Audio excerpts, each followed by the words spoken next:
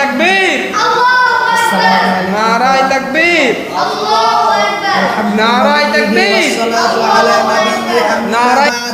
فأعوذ بالله من الشيطان الرجيم بسم الله الرحمن الرحيم وقل جاء الحق وزهق الباطل إن الباطل كان زهوقا وقال رسول الله صلى الله عليه وسلم أفضل الجهاد من قال كلمة حق عند سلطان جائر أو كما قال عليه الصلاة والسلام। Nawabganj Ittefaqul মাদারিসুল কওমিয়াহ board কর্তৃক আয়োজিত বার্ষিক সাংস্কৃতিক প্রতিযোগিতামূলক অনুষ্ঠানের সুনামধন্য সভাপতি সাহেব, সুদক্ষ পরিচালক, বিদগ্ধ বিজ্ঞ বিচারক মণ্ডলী, আমার সামনে উপস্থিত সেরেতাজ ওয়ারাসাতুল আম্বিয়া, মাথার মুকুট, হযরত উলামায়ে কেরাম, ইসলাম প্রিয় তাওহীদি জনতা, জাতির কর্ণধার যুবক ভাইরা, সকলের প্রতি রইল আমার আন্তরিক শুভেচ্ছা ও অভিনন্দন। সম্মানিত উপস্থিতি, আমাদেরকে ভালোভাবে মনে রাখতে হবে, এই ভারত উপমহাদেশে ইসলাম এসেছে সাহাবা একরাম রাদিয়াল্লাহু আনহুম এর যুগে।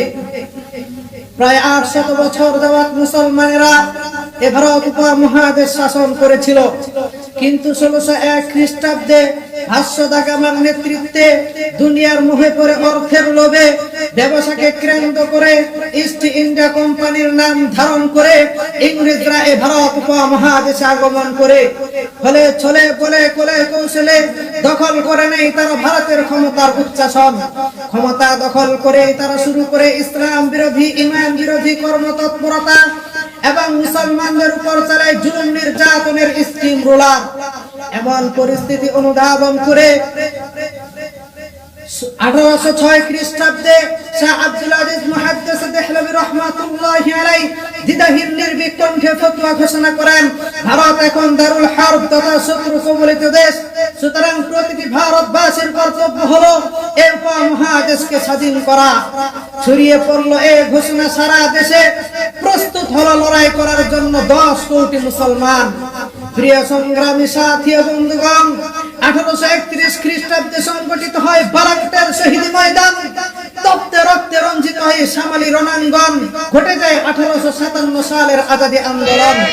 হাসির মঞ্চে আজাদী গান গেয়ে যায় হাজার হাজার উলামায়ে কেরাম। বিশ্বস্ত সূত্রে জানা যায় 1857 সালের স্বাধীনতা জিহাদে 2 লাখ মুসলমান শাহাদাত বরণ করেছিলেন।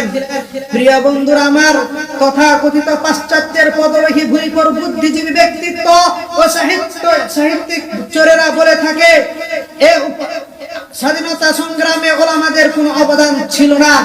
আমি তাদেরকে চ্যালেঞ্জ করে বলতে চাই, চোখ খুলে দেখুন 1818 সালের ইতিহাস।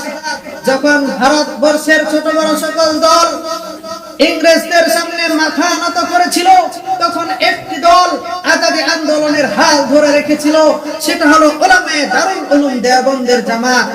প্রিয় বন্ধুরা আমার, আলেম উলামাদের এমন ত্যাগ তিতিক্ষা ও কুরবানির ইতিহাস শুনলে শরীরের লোম পর্যন্ত খারিয়ে যায়। প্রিয় বন্ধুরা আমার, মিস্টার টমসন তিনি বলেন, দিল্লির চাঁদনি চক থেকে খাইবার পর্যন্ত হাজার হাজার বৃক্ষের মধ্যে এমন কোন বৃক্ষ বা গাছ বাকি ছিল না যে বৃক্ষ বা গাছের মধ্যে উলামায়ে কেরামের লাশ ঝুলেনি। ঐতিহাসিকবিদ ডব্লিউ হান্টার তিনি তার কিতাবের মধ্যে লেখেন, আলেম উলামাদেরকে শুকুরের চামড়ার মধ্যে ভরে জ্বলন্ত চুলার মধ্যে ঢুকিয়ে দেওয়া হতো। প্রিয় বন্ধুরা আমার, হাতের উপর দাঁড় করিয়ে গাছে লটকিয়ে নিচ থেকে হাতে সরিয়ে ফেলা হয়েছে। প্রিয় বন্ধুরা আমার, মিস্টার টমসন তিনি আরো বলেন, যখন আমি দিল্লিতে আমার তাঁবুর ভিতরে গিয়ে প্রবেশ করি তখন মুর্দার দুর্গন্ধ পাই। তাঁবুর পিছনে গিয়ে দেখি যে সেখানে 40 জন আলেমকে উলঙ্গ করে জ্বলন্ত অগ্নিকুণ্ডের মধ্যে তাদেরকে জ্বালানো হচ্ছে।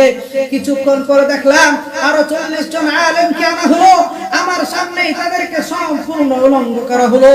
ইংরেজরা তাদেরকে সম্বোধন করে বলল, ওহে মৌলবীর দল, তোমাদের মধ্যে কোন একজন আলেম যদি বলো যে আমরা আজাদী আন্দোলনে অংশগ্রহণ করিনি, থাকোনি তাহলে এক্ষুনি তোমাদেরকে ছেড়ে দেবো।